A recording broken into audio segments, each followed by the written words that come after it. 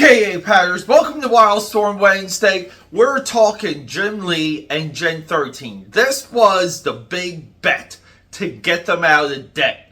Let's discuss.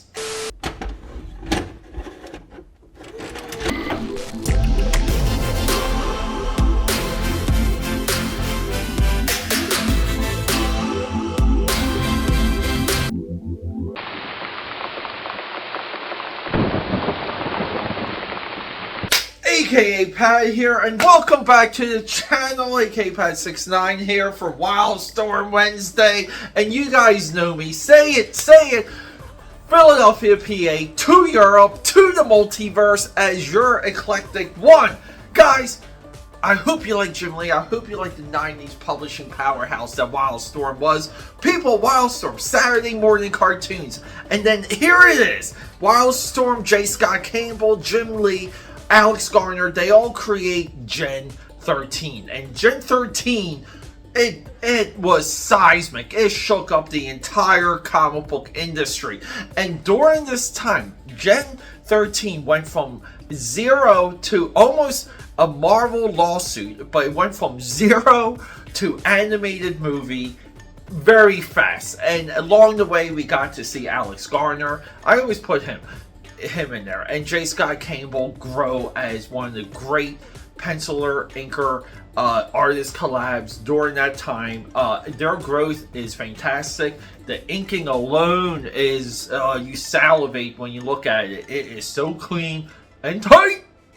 But during this time, Jim Lee kind of lost all this momentum with Wildstorm Productions because he got heavy in crossovers. He does the exact same thing right now with DC Comics. Too heavy on crossovers, and it just takes away your connection that you can have to to a title. And when everything's a crossover, it's really hard for readers to plug into it and really kind of get that crack. When you do crossovers, everyone views it as a trick, and only the diehard of the diehards say that they want to complete the story to read it all. And people, we all know crossovers do not read well. They really don't. So with all of that, Jim Lee does this Wildstorm production, Marvel Studio, or Marvel. They get together, they have babies, it's called Heroes Reborn. One part of that was Rob Liefeld and Extreme Studios. And during Heroes Reborn, Jim Lee is courting Marvel Comics to really take over it, take over all of Marvel. It's not even going to be Marvel, it's going to be Mar Lee Comics, and everyone's going to move to the West Coast. Madness, okay? And this is comic book lore here, okay? We're just redoing some of the beats. But Jim Lee, when it comes to the merger and acquisition, keep in mind, people, you merger and you acquire, you get companies that are really good at debt, and you can absorb their resources, and you fire everyone, and you basically take some of the intellectual property, you take that, you take some of the talent, everything else goes, maybe some assets, and that's it. And for a lot of companies, it is a viable way to grow because, even here in Philly, in Comcast is mostly structured and built as a merger and acquisition company from its very inception. They always absorb technology and talent. It's a business practice, not a big deal. So Jim Lee partakes in this, and during Heroes Reborn, two things happen. The Gen 13 movie gets slated to come out, and then Jim Lee takes over all of Heroes Reborn, and he essentially tanks Heroes Reborn. It becomes a Wildstorm Marvel mashup. Nobody wanted it. Nobody wanted Maul hanging out with the Thing. Nobody wants that. Maybe as a one-shot or something, but big maybe, okay? So Heroes Reborn goes like this. Everyone sees the quality of these books, and they're just like, no. And then here's the death of it all that destroyed the value of Wildstorm Productions, so where Jim Lee had to dump it quick. Okay?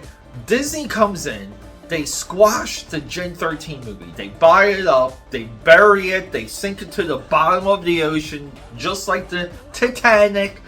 They put it in the bottom of the ocean, and here we go.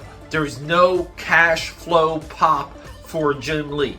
if Gen 13 made it to theaters with proper distribution, I have seen that movie.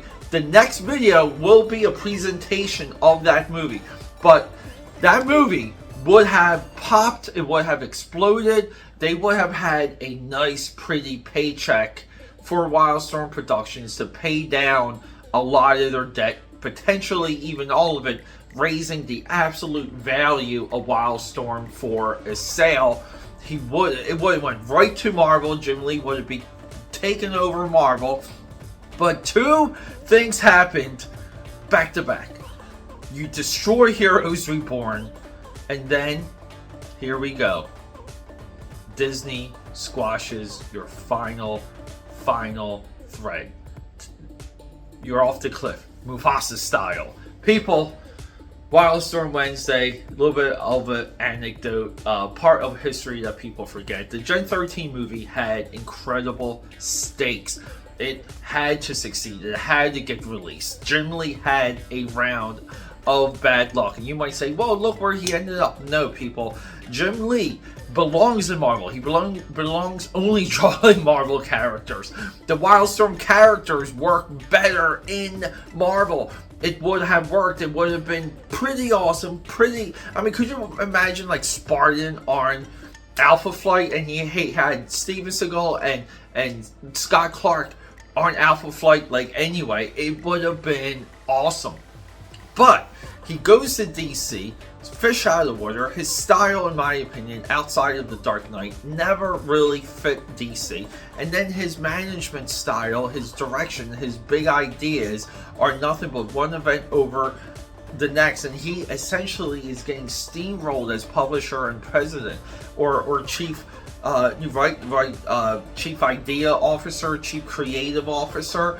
People, those are titles just to keep him like close and keep him in range. What he was a part of, I think his victories had nothing to do with comic books. That's more the side. I think DC Online might be his biggest success as a DC head. Right, you're like, Pete, where are you getting that? That might be another video coming. But people, Disney killed the Marvel deal, and Jim Lee killed it himself with the really bad Heroes Reborn continuation. AKAPAD here. Subscribe, support, because we're fighting that algorithm, and leave a comment